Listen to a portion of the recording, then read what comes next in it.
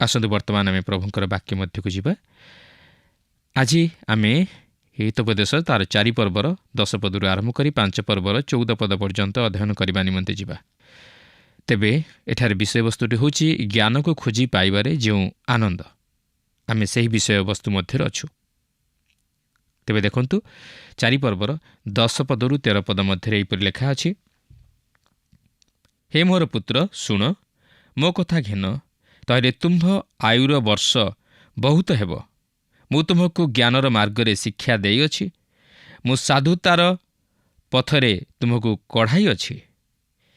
तुम्भे गमन करिबा बेले तुम्हर पाद संकुचित हेब नाही, पुणी दौड़िबा बेले तुमे झुंटिब नाही। उपदेश दृढ़ करी धर, ताकू छाड़ी दियो नाही, ताकू रख, कारण ताहा तुम्भर जीवन। एहा युवा मनुष्य निमंते एक चमत्कार आह्वान, ज्ञान अन्वेषण करने निमंते। लेखा अछि, उपदेश दृढ़ करी धर, ताकू छाड़ी दियो नाही, ताकू रख, कारण ताहा तुमर जीवन। अर्थात अन्य अर्थरे कहबाकू गले एही उपदेश को गुरुत्व दियो और प्रथम स्थान दियो। आपण जेते पारुछंती सेते उपदेश ग्रहण करंतु और ता शिक्षा करंतु। 4 पर्वर 14 और 15 पद लेखा अछि, पापी मानक पथ मध्यरे पस नाही एवं दुष्ट लोकमानक बाटरे चाल नाही, ताहा परित्याग कर। तहिर निकट देई जाओ नाही, तहिरु विमुख होई चली जाओ। केते सुंदर शिक्षा! एथि पूर्वरु आमे लक्ष्य करि सारिछु जे एही पुस्तकर सतर्कवाणी दुष्ट लोक और दुष्टा स्त्री विरुद्ध प्रदान करा जायछि। सेही दुष्टा स्त्री अवश्य व्यभिचारिणी, किंतु एहार मध्य आमे एक आत्मिक शिक्षा को लक्ष्य करिबा पारिबा। तबे देखंतु 4 पर्वर 16 और 17 पद लेखा अछि, जेहेतु कुक्रिया न कले सेमाने शयन करते नहीं, पुणी काहाकू पतित न कराइले सेमानक निद्रा भांगी जाए। जेहेतु सेमाने दुष्टता रूप अन्न भक्षण करती, पुणी दौरात्म्य रूप द्राक्षारस पान करती। एहा सेही दुष्ट लोक और दुष्टा स्त्रीर जीवन जापन तथा कार्यकलाप को प्रकाश करे। सेमाने कुक्रिया न कले शयन करिपारंती नाही। एपरिकी सेमानकर कार्यकलाप संपर्क में जेतेबेले आमे खबरकागज बा कोनोसी पत्र पत्रिका माध्यम जानिबाकू पारू, सेतेबेले आमे विश्वास करिपारुना जे वास्तव में मनुष्यर दुष्टता केते भयंकर। वास्तव में मनुष्य कौन एते दूर जघन्य कार्य करिपारे? किंतु सेमाने जदि सेपरी अपराध घटाई न पारंती, ताहले सेमानकू रातिरे निद हुए नाही। तेणुकरी एही जगतरे आमे जेतेबेले लोकमानक सहित मिसु, आमे एथिप्रति विशेष सतर्क हेबा उचित, कारण आमे केउपरि लोकमानक सहित मिलामिशा बा बसा उठा करूछु ता जानिबा विशेष गुरुत्वपूर्ण विषय। और दुष्ट लोकमानक ठारू सावधान होई चलिबा बुद्धिमानर परिचय। 4 पर्वर 18-19 पदरे लेखा अछि, मात्र धार्मिक मानकर पथ प्रभातर आलुओ तुल्य, जहा मध्याह्न पर्यंत आहुरी आहुरी तेजस्कर हुए।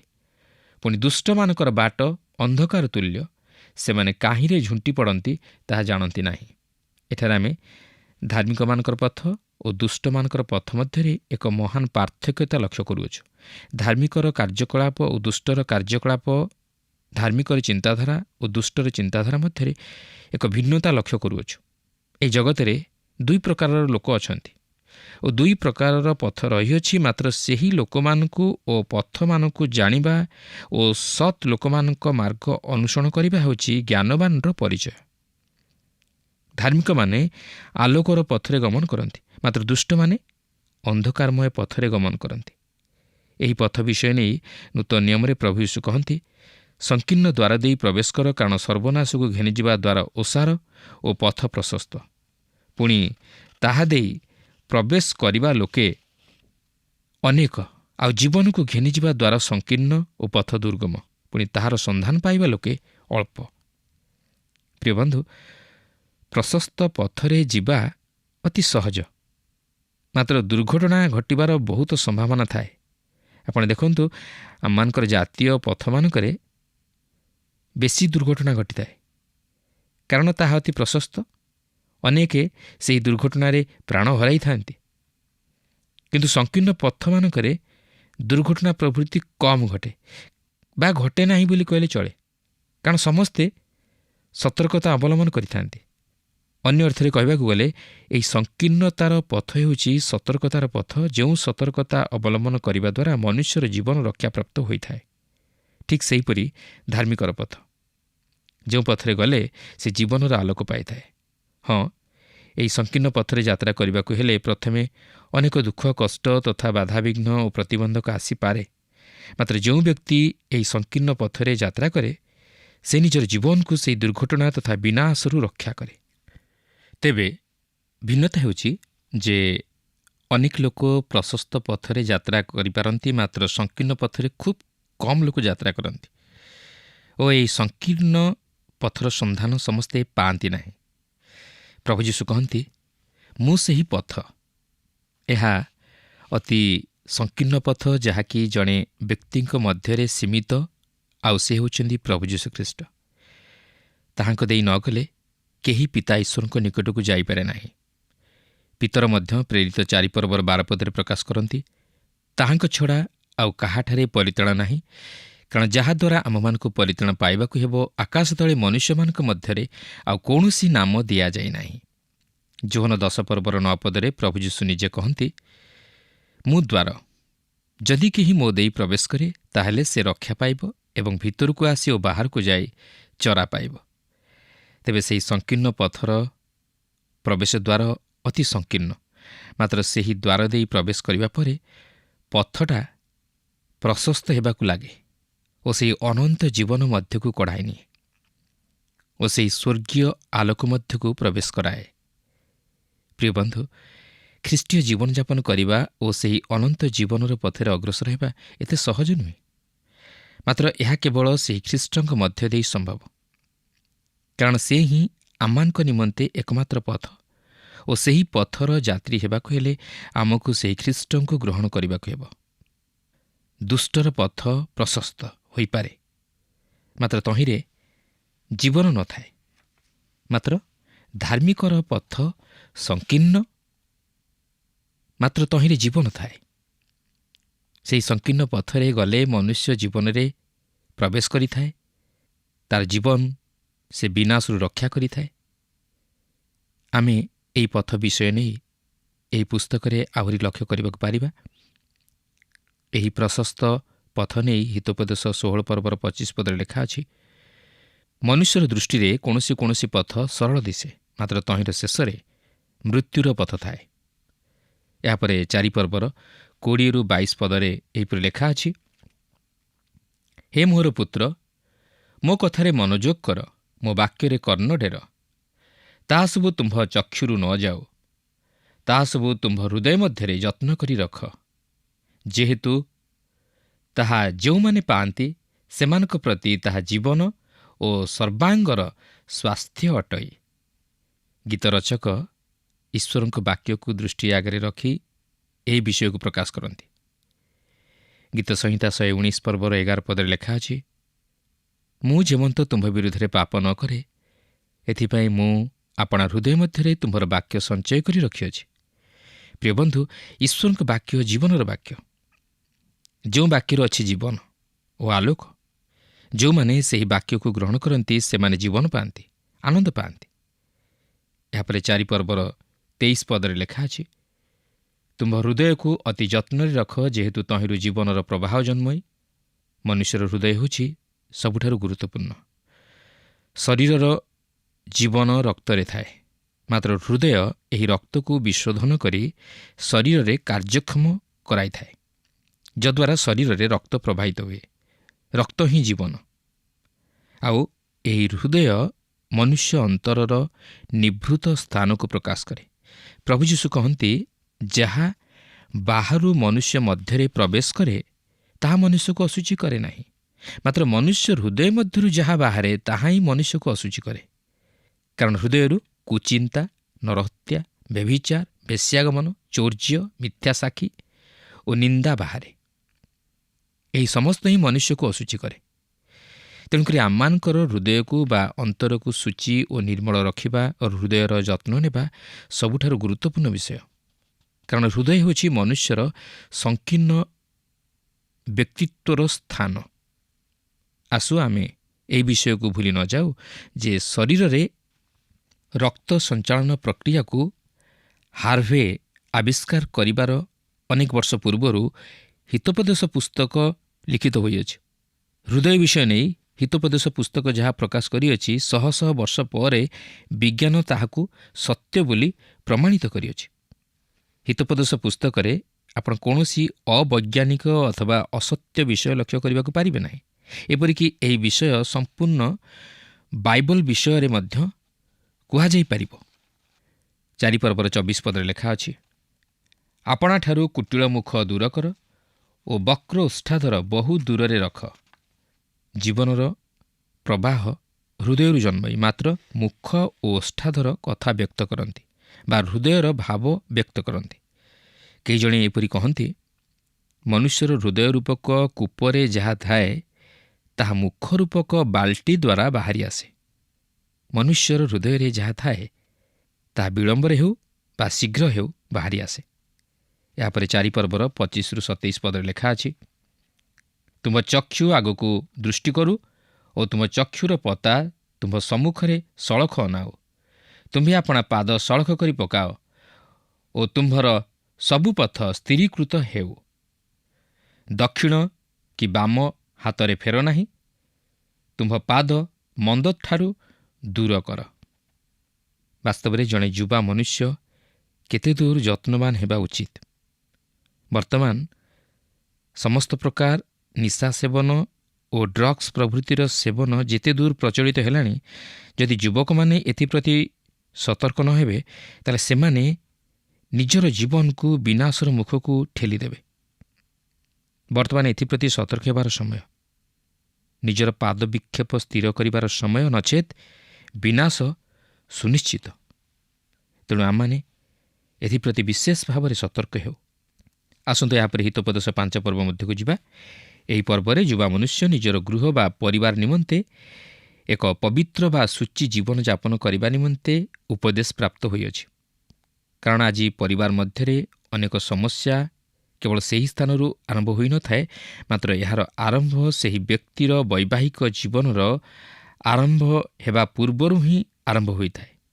ତେଣୁ ଯୁବା ମନୁଷ୍ୟର ପବିତ୍ର ଜୀବନ ତାହାର ପାରିବାରିକ ତଥା ଦାମ୍ପତ୍ୟ ଜୀବନକୁ ସୁଖମୟ ତଥା ଶାନ୍ତିମୟ କରାଇବାରେ ବିଶେଷ ସହାୟକ ହୋଇଥାଏ। ତେବେ ଦେଖନ୍ତୁ 5 ପର୍ବର ପ୍ରଥମ 2 ପଦରେ ଏହିପରି ଲେଖା ଅଛି, ହେ ମୋର ପୁତ୍ର, ମୋ ଜ୍ଞାନରେ ମନ ଦିଅ, ମୋ ବୁଦ୍ଧି ପ୍ରତି ତୁମ୍ଭ କାନ ଡେର, ଯେପରି ତୁମ୍ଭେ ପରିଣାମଦର୍ଶିତା ରକ୍ଷା କରିପାରିବ ଓ ଯେପରି ତୁମ୍ଭ ଓଷ୍ଠାଧର ଜ୍ଞାନର କଥା ପାଳନ କରିପାରିବ। ଏଠାରେ ପୁନର୍ବାର ଏହି ଉପଦେଶ ଯୁବା ମନୁଷ୍ୟ ପ୍ରତି ଉଦ୍ଦିଷ୍ଟ। କାରଣ ଉପଦେଶକ କହନ୍ତି, ହେ ମୋହର ପୁତ୍ର। ଏହା ସେହି ଜ୍ଞାନଜନକ ଉପଦେଶ ଯାହାକି ଯୁବା ମନୁଷ୍ୟ ଶିକ୍ଷା କରିବା ଆବଶ୍ୟକ। ପୂର୍ବ ଅଧ୍ୟାୟରେ ଦୁଷ୍ଟ ଲୋକ ବିରୁଦ୍ଧରେ ସତର୍କ ବାଣୀ ପ୍ରଦାନ କରାଯାଇଥିଲା, ମାତ୍ର ଏହି ଅଧ୍ୟାୟରେ ବା ଏହି ପର୍ବରେ ସେହି ଦୁଷ୍ଟା ସ୍ତ୍ରୀ ବା ବ୍ୟଭିଚାରିଣୀ ସ୍ତ୍ରୀ ବିଷୟରେ ସତର୍କତା ଅବଲମ୍ବନ କରିବା ନିମନ୍ତେ ଉପଦେଶ ଦିଆଯାଏ। ଯଦି ଯୁବା ମନୁଷ୍ୟ ଈଶ୍ୱରଙ୍କ ବାକ୍ୟ ପ୍ରତି କର୍ଣ୍ଣ ଡେରେ ଓ ଈଶ୍ୱରଙ୍କ ବାକ୍ୟରେ ମନୋନିବେଶ କରି ତାହାକୁ ଗ୍ରହଣ କରି ତଦନୁଯାୟୀ ଜୀବନଯାପନ କରେ, ତାହେଲେ ସେ ଦୁଷ୍ଟା ସ୍ତ୍ରୀ ଅଥବା ବ୍ୟଭିଚାରିଣୀ ଠାରୁ ଆପଣାକୁ ରକ୍ଷା କରିପାରିବ। ପବିତ୍ର ଜୀବନଯାପନ କରିବା ନିମନ୍ତେ ଶକ୍ତିପ୍ରାପ୍ତ ହୋଇପାରିବ। ଆପଣ ଜାଣିଥିବେ, ଇସ୍ରାଏଲ ଜାତି ମୁଖ୍ୟତଃ 2ଟି ପାପରେ ପତିତ ହେବାରୁ ଈଶ୍ୱରଙ୍କ ଦ୍ୱାରା ବିଚାରିତ ହେଲେ। ଆଉ ସେହି 2ଟି ପାପ କ'ଣ ଥିଲା ଜାଣିଛନ୍ତି? ଗୋଟିଏ ହେଲା ପ୍ରତିମା ପୂଜା ଓ ଅନ୍ୟଟି ହେଲା ବ୍ୟଭିଚାର। ସେମାନେ ସେମାନଙ୍କ ଚତୁଃପାର୍ଶ୍ୱରେ ବସବାସ କରୁଥିବା ଦୁଷ୍ଟ ତଥା ଅଧାର୍ମିକ ଲୋକମାନଙ୍କ ପ୍ରଭାବରେ ପ୍ରଭାବିତ ହୋଇ ପ୍ରତିମା ପୂଜାରେ ଆସକ୍ତ ହେଲେ ଓ ଦୁଷ୍ଟା ସ୍ତ୍ରୀମାନଙ୍କ ସଂସ୍ପର୍ଶରେ ଆସି ବ୍ୟଭିଚାରରେ ପତିତ ହେଲେ। ତେଣୁ ଯୁବା ମନୁଷ୍ୟ ବିଶେଷ କରି ଏହିପରି ପର ସ୍ତ୍ରୀମାନଙ୍କଠାରୁ ବା ବ୍ୟଭିଚାରିଣୀମାନଙ୍କଠାରୁ ଦୂରରେ ରହିବା ଉଚିତ, ମାତ୍ର ଈଶ୍ୱରଙ୍କ ବାକ୍ୟ ପ୍ରତି ମନୋଯୋଗୀ ହେବା ଉଚିତ। 5 ପର୍ବର 3 ପଦରୁ 6 ପଦ ମଧ୍ୟରେ ଏହିପରି ଲେଖା ଅଛି, ଯେହେତୁ ପର ସ୍ତ୍ରୀର ଓଷ୍ଠରୁ ଟୋପା ଟୋପା ମଧୁ କ୍ଷରଏ, ତାହାର ମୁଖ ତୈଳ ଅପେକ୍ଷା ଅଧିକ ଚିକ୍କଣ ଅଟଏ, କିନ୍ତୁ ତାହାର ଶେଷ ଦଶା ନାଗଦଣା ନ୍ୟାୟ ପିତା, ଦ୍ୱିଧାର ଖଡ଼୍ଗ ତୁଲ୍ୟ ତୀକ୍ଷ୍ଣ, ତାହାର ପାଦ ମୃତ୍ୟୁ ଆଡ଼କୁ ଓହ୍ଲାଇଯାଏ, ତାହାର ପାଦ ବିକ୍ଷେପ ପାତାଳରେ ପଡ଼େ। ଏଣୁ ସେ ଜୀବନର ସମାନ ପଥ ପାଏ ନାହିଁ। ତାହାର ପଥ ସବୁ ଚଞ୍ଚଳ, ଆଉ ସେ ତାହା ଜାଣେ ନାହିଁ। ଏହା ହିଁ ହେଉଛି ବ୍ୟଭିଚାରିଣୀର କାର୍ଯ୍ୟକଳାପ ଓ ତାହାର ଶେଷ ପରିଣତି। ସେ ତାହାର ମିଠା ମିଠା କଥାରେ ଅନେକଙ୍କ ମନକୁ ହରଣ କରିନିଏ, ଅନେକଙ୍କୁ ମୋହି ନିଏ ଓ ଅନେକେ ତାହାର ମାୟାଜାଲରେ ପଡ଼ି ବିନଷ୍ଟ ହୁଅନ୍ତି। ସେ ନିଜେ ବିନଷ୍ଟ ହେବା ସଙ୍ଗେ ସଙ୍ଗେ ଅନ୍ୟମାନଙ୍କୁ ମଧ୍ୟ ବିନଷ୍ଟ କରାଏ। ତାହାର ପଥ ସେହି ପ୍ରଶସ୍ତ ପଥ ପରି ଯହିଁରେ ଅନେକ ଲୋକ ଗମନ କରନ୍ତି। ଏହା ପ୍ରଥମେ କ୍ଷଣିକ ଆନନ୍ଦ ଦେଇଥାଏ, ମାତ୍ର ଶେଷରେ ଏହାର ପରିଣତି ଅତି ଭୟଙ୍କର ହୋଇଥାଏ। ସେହି ପଥ ମୃତ୍ୟୁ ଆଡ଼କୁ ଗତି କରିଥାଏ। ଆଉ ସେ ଓ ଯେଉଁମାନେ ତାହାର ପଥରେ ଯାଆନ୍ତି ସେମାନେ ମଧ୍ୟ ସେହି ମୃତ୍ୟୁର ସମ୍ମୁଖୀନ ହୁଅନ୍ତି। ସେମାନେ ସେହି ପାପରେ ହିଁ ବିନଷ୍ଟ ହୁଅନ୍ତି। ତେଣୁ ଉପଦେଶକ କହନ୍ତି, ହେ ମୋହର ପୁତ୍ର, ତୁମ୍ଭେ ଯେବେ ମୋହର ଉପଦେଶ ପ୍ରତି ମନୋଯୋଗ କରି ତାହା ପାଳନ କରିବ, ତାହେଲେ ତୁମ୍ଭେ ସେହି ପର ସ୍ତ୍ରୀର ମାୟାଜାଲରୁ ରକ୍ଷା ପାଇପାରିବ ଓ ସେହି ପ୍ରଶସ୍ତ ପଥରେ ନ ଯାଇ ସଂକୀର୍ଣ୍ଣ ପଥରେ ଅର୍ଥାତ୍ ଜୀବନର ପଥରେ ତୁମେ ଯାଇପାରିବ। ତୁମେ ଜାଣିପାରିବ ଯେ ଜୀବନର ମାର୍ଗ କ'ଣ ଆଉ ମୃତ୍ୟୁର ମାର୍ଗ କ'ଣ। ଆଜି ଅନେକ ଲୋକ ଏହି ଦୁଇଟି ମାର୍ଗ ବିଷୟରେ ସଚେତନ ନୁହନ୍ତି। ସେମାନେ ଜୀବନର ମାର୍ଗ ବିଷୟରେ ସଚେତନ ନୁହନ୍ତି, କାରଣ ସେହି ମାର୍ଗ ସ୍ୱର୍ଗ ଆଡ଼କୁ ଗତି କରିଅଛି। କିମ୍ବା ସେମାନେ ମୃତ୍ୟୁର ମାର୍ଗ ବିଷୟରେ ସଚେତନ ନୁହନ୍ତି, ଆଉ ସେହି ମାର୍ଗ ନର୍କ ଆଡ଼କୁ ଗତି କରିଅଛି। ତେଣୁ ଆଜି ଏହି ଜଗତରେ ଆମମାନଙ୍କ ସମ୍ମୁଖରେ ଦୁଇଟି ମାର୍ଗ ରହିଅଛି। ଗୋଟିଏ ହେଉଛି ଜୀବନର ମାର୍ଗ, ଗୋଟିଏ ହେଉଛି ମୃତ୍ୟୁର ମାର୍ଗ। ଗୋଟିଏ ହେଉଛି ସ୍ୱର୍ଗ ଆଡ଼କୁ ଯିବାର ମାର୍ଗ, ଆଉ ଗୋଟିଏ ହେଉଛି ନର୍କ ଆଡ଼କୁ ଯିବାର ମାର୍ଗ। କିନ୍ତୁ ସେହି ମାର୍ଗ ବିଷୟରେ ଆମମାନେ ଅବଗତ ହେବା ଉଚିତ, ଆଉ ଯାହାକି ଈଶ୍ୱରଙ୍କ ବାକ୍ୟ ହିଁ ଆମମାନଙ୍କୁ ତାହା ଶିକ୍ଷା ଦେଇଥାଏ। ଆଜି ରାଜ୍ୟରେ ଏଡ୍ସ ରୋଗ ବ୍ୟାପିବାର ଏହା ହିଁ ହେଉଛି ପ୍ରଧାନ କାରଣ। ଆଜି ଅନେକ ଯୁବା ଯୁବତୀ ଏହିପରି ବ୍ୟଭିଚାର ରୂପକ ପାପରେ ପତିତ ହୋଇ ସମାଜ ପ୍ରତି ଓ ନିଜର ଦେଶ ପ୍ରତି ଦୁଃଖର ତଥା ବିନାଶର କାରଣ ହୋଇଥାନ୍ତି। କେବଳ ସେତିକି ନୁହେଁ, ନିଜେ ମଧ୍ୟ ନିଜର ଶରୀର ପ୍ରତି ବିନାଶ ଘଟାଇଥାନ୍ତି ଓ ମୃତ୍ୟୁବରଣ କରିଥାନ୍ତି। ଏଠାରେ ଈଶ୍ୱରଙ୍କ ବାକ୍ୟ ସେହି ପ୍ରକାର ବିଷୟ ନେଇ ସତର୍କବାଣୀ ପ୍ରଦାନ କରେ। ତେବେ 5 ପର୍ବର 7 ପଦରୁ 11 ପଦ ମଧ୍ୟରେ ଏହିପରି ଲେଖା ଅଛି, ତୁ ହେ ମୋହର ପୁତ୍ରମାନେ ମୋ କଥା ଶୁଣ ଏବଂ ମୋ ମୁଖର ବାକ୍ୟରୁ ବିମୁଖ ହୁଅ ନାହିଁ। ତାହା ସେହି ସ୍ତ୍ରୀ ଠାରୁ ଆପଣା ପଥ ଦୂରରେ ରଖ ଏବଂ ତାହାର ଗୃହଦ୍ୱାର ନିକଟକୁ ଯାଅ ନାହିଁ। କେଜାଣି ତୁମ୍ଭେ ଅନ୍ୟମାନଙ୍କୁ ଆପଣା ଇଜ୍ଜତ ଓ ନିର୍ଦ୍ଦୟ ଲୋକଙ୍କୁ ଆପଣାର ପରମାୟୁ ଦେବ। କେଜାଣି ଅପରିଚିତ ଲୋକମାନେ ତୁମ୍ଭ ବଳରେ ପୂର୍ଣ୍ଣ ହେବେ ଏବଂ ତୁମ୍ଭ ଶ୍ରମର ଫଳ ବିଦେଶୀର ଗୃହରେ ଥୁଆଯିବ। ଆଉ ତୁମ୍ଭ ଶେଷ ଅବସ୍ଥାରେ ଯେତେବେଳେ ତୁମ୍ଭ ମାଂସ ଓ ଶରୀର କ୍ଷୟ ପାଏ, ତୁମେ କେଜାଣି ବିଳାପ କରିବ। ଏଠାରେ ଯୁବା ମନୁଷ୍ୟ ପ୍ରତି କି ଚମତ୍କାର ସତର୍କବାଣୀ ପ୍ରଦାନ କରାଯାଇଅଛି। ଏପରି ବାକ୍ୟ ଆପଣ ଆଉ କୌଣସି ପୁସ୍ତକ ବା ପୁସ୍ତିକାରେ ଲକ୍ଷ୍ୟ କରିବାକୁ ପାରିବେ କି? ସେ ଯେପରି ସେହି ସ୍ତ୍ରୀର ପଥରେ ନ ଯାଏ ଓ ତାହାର ଗୃହଦ୍ୱାର ନିକଟକୁ ନ ଯାଏ, ଏଥି ନିମନ୍ତେ ତାହାକୁ ସତର୍କ କରାଇ ଦିଆଯାଇଅଛି। ପ୍ରିୟ ବନ୍ଧୁ, ଈଶ୍ୱରଙ୍କର ବାକ୍ୟ ଆଜି ମଧ୍ୟ ଆମମାନଙ୍କୁ କହେ, ଆମମାନେ ଯେପରି ବ୍ୟଭିଚାରିଣୀ ସ୍ତ୍ରୀଠାରୁ ଦୂରରେ ରହୁ। ବ୍ୟଭିଚାର କେବଳ ଶରୀରର କ୍ଷତି ଘଟାଏ ନାହିଁ, ମାତ୍ର ଆତ୍ମାର ମଧ୍ୟ କ୍ଷତି ଘଟାଏ। ଯେଉଁମାନେ ତାହା ସହିତ ବ୍ୟଭିଚାର କର୍ମରେ ଲିପ୍ତ ହୁଅନ୍ତି, ଶେଷରେ ସେମାନେ ନିଜର ଶରୀରକୁ ନଷ୍ଟ କରିବା ସଙ୍ଗେ ସଙ୍ଗେ ବସି ବିଳାପ କରନ୍ତି। ସେମାନଙ୍କ ଧନ, ଜୀବନ, ମାନସମ୍ମାନ ମଧ୍ୟ କ୍ଷତିଗ୍ରସ୍ତ ହୁଏ।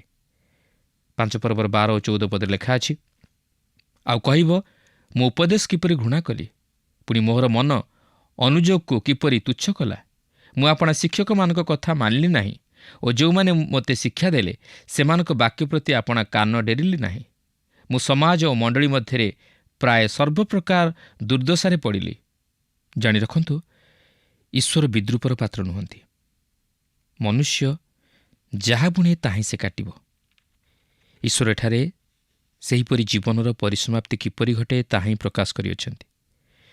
ଯେଉଁମାନେ ଏହିପରି ବ୍ୟଭିଚାର କର୍ମରେ ଲିପ୍ତ ରହି ପାପରେ ବିନଷ୍ଟ ହୁଅନ୍ତି, ସେମାନଙ୍କର ଶେଷ ଫଳ ଠିକ୍ ଏହିପରି ଘଟେ। ଯେଉଁମାନେ ଉପଦେଶ ଗ୍ରହଣ କରନ୍ତି ନାହିଁ ଓ ଆପଣାର ସ୍ୱେଚ୍ଛାଚାରିତାରେ କାଳକ୍ଷେପଣ କରି ଏହିପରି ବ୍ୟଭିଚାର ରୂପକ ପାପରେ ମଗ୍ନ ରୁହନ୍ତି, ଶେଷରେ ସେମାନଙ୍କର କେବଳ ବିଳାପ କରିବା ବ୍ୟତୀତ ଅନ୍ୟ ଉପାୟ କିଛି ନଥାଏ। ପ୍ରିୟ ବନ୍ଧୁ, ଈଶ୍ୱରଙ୍କ ବାକ୍ୟକୁ ତୁଚ୍ଛ ତଥା ଉପେକ୍ଷା କରିବା ଦ୍ୱାରା ମନୁଷ୍ୟ ସେହି ଧାର୍ମିକତାର ପଥକୁ ଛାଡ଼ି ଅଧାର୍ମିକତାର ପଥରେ ଅଗ୍ରସର ହୁଏ। ଆଲୋକର ପଥ ଛାଡ଼ି ଅନ୍ଧକାରର ପଥକୁ ଯାଏ। ଆଲୋକରେ ନ ଯାଇ ଅନ୍ଧକାର ମଧ୍ୟରେ ଗତି କରେ, ଆଉ ଅନ୍ଧକାର ମଧ୍ୟରେ ଘାଣ୍ଟି ହୁଏ ଓ ଶେଷରେ ସେହି ଅନ୍ଧକାର ମଧ୍ୟରେ ହିଁ ବିନଷ୍ଟ ହୁଏ। ପ୍ରିୟ ବନ୍ଧୁ, ଆଜି ଆମେ କେତେ ଦୂର ଈଶ୍ୱରଙ୍କ ବାକ୍ୟରେ ମନୋଯୋଗୀ? ଆଜି ଆମେ କେତେ ଦୂର ଈଶ୍ୱରଙ୍କ ବାକ୍ୟ ଅନୁଯାୟୀ ନିଜର ଜୀବନକୁ ଶୃଙ୍ଖଳିତ କରିବା ନିମନ୍ତେ ଚେଷ୍ଟା କରୁଅଛୁ? କିନ୍ତୁ ଶେଷରେ ଆମକୁ ଯେପରି ସେହିପରି ସମସ୍ୟାର ତଥା ବିପଦର ସମ୍ମୁଖୀନ ହେବାକୁ ନ ପଡ଼େ, ଏଥିପାଇଁ ଦିନ ଥାଉଁ ଥାଉଁ ସତର୍କ ଜୀବନଯାପନ କରିବା ନିମନ୍ତେ ଚେଷ୍ଟା କରୁ। ପ୍ରିୟ ବନ୍ଧୁ, ବର୍ତ୍ତମାନ ମଧ୍ୟ ସୁଯୋଗ ଅଛି। ଯଦି ଆପଣ ସେ ପଥରେ ଚାଲିଯାଇଛନ୍ତି, ଅନୁତାପ କରି ପ୍ରଭୁ ଯୀଶୁଖ୍ରୀଷ୍ଟଙ୍କ ନିକଟକୁ ଚାଲି ଆସନ୍ତୁ। ତାହାଙ୍କ ନିକଟରେ ନିଜର ସମସ୍ତ ପାପ ସ୍ୱୀକାର କରି ନିଜର ଜୀବନକୁ ତାହାଙ୍କ ନିକଟରେ ସମର୍ପଣ କରନ୍ତୁ। ତାହେଲେ ସେ ଆପଣଙ୍କୁ ପାପରୁ ଉଦ୍ଧାର କରି କ୍ଷମା ଦେଇ ଆପଣଙ୍କୁ କେବଳ ଶାରୀରିକ ଜୀବନରେ ନୁହେଁ, ମାତ୍ର ଆତ୍ମିକ ଜୀବନରେ ମଧ୍ୟ ସୁସ୍ଥ ସବଳ କରି ଦୀର୍ଘାୟୁ ଦେଇ ସେ ଅନନ୍ତ ଜୀବନର ପଥରେ କଢ଼ାଇ ନେବେ। ପ୍ରଭୁ ପ୍ରତ୍ୟେକଙ୍କୁ ଏହି ସଂକ୍ଷିପ୍ତ ଆଲୋଚନା ମଧ୍ୟ ଦେଇ ଆଶୀର୍ବାଦ କରନ୍ତୁ।